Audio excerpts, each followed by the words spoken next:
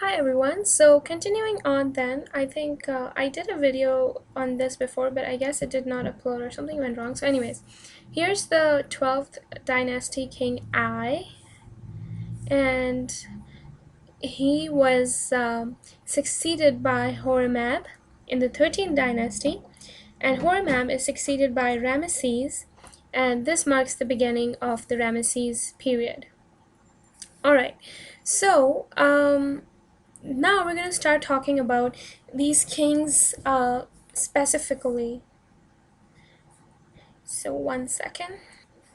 Alright, so before we get into the details of these different pharaohs of the New Kingdom, I just want to point out a little bit on the organization of the New Kingdom. So, society here is highly stratified. You'll find kings, you'll find nobles, you'll find provincial nobles, bureaucrats, priests, military officers, craftsmen, and peasants. So, there's all kinds of people. So, the society is divided into different kinds of people who do different kinds of work, and so it is very stratified. There's different layers to the society now. Now, separate administration for conquered lands. So that's kind of cool. So all the lands that you've conquered, there's a different group of people who are going to take control of that, take over that, worry about that part. Picture of an 18th dynasty scribe. So they have found a picture of an 18th dynasty scribe collecting taxes in grain fields. So there are documents. We have evidence that it was very organized, and people, the pharaohs started taking taxes from people. So this is just evidence that things are getting better. Now, what does the royal family setup looks like? Now, this is kind of cool. It becomes closed, and I'm not quite sure what it means. I'm guessing it means what follows next. It says princesses could only marry kings, often brother or sister. For example, Ahmose and his sister Ahmose Nefertari, who became the royal princess of the 18th century. But kings were not restricted to princess brides. Kings could marry anyone, but princesses could only marry kings. Kind of cool, I think. In some ways it's cool, other ways it's not, but that's what it is.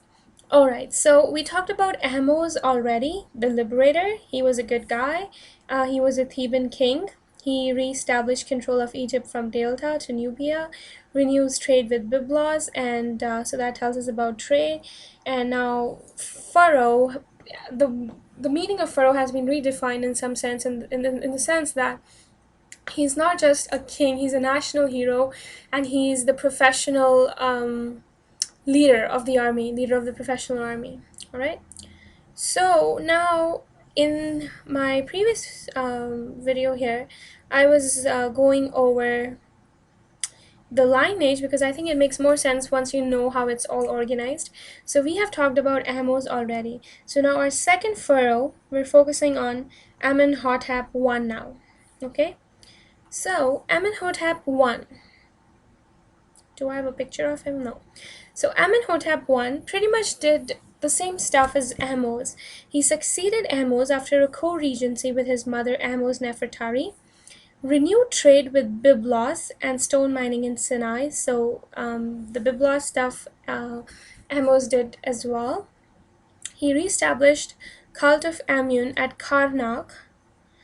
Amenhotep I's mortuary complex. He initiated a major change in mortuary practice, separated mortuary temple from burial complex or burial complex. He or his successors were the first ones, now that is important, they were the first ones to be buried in the Valley of the Kings.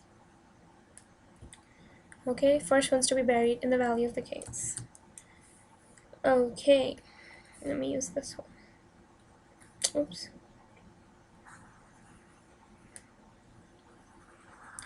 Alright, so, and we're still in the 18th dynasty. We haven't moved to the 19th dynasty yet. Make sure you remember that. So, yeah, there's a series of all these different kings in 18th to the 20th dynasties, and therefore we have so many kings here. So just make sure that you remember we're still in the 18th dynasty. But he is the second pharaoh. Okay? Second pharaoh. And we'll keep a track of these pharaohs in our table there. So this video is about to end, so I'll see you guys in the next video.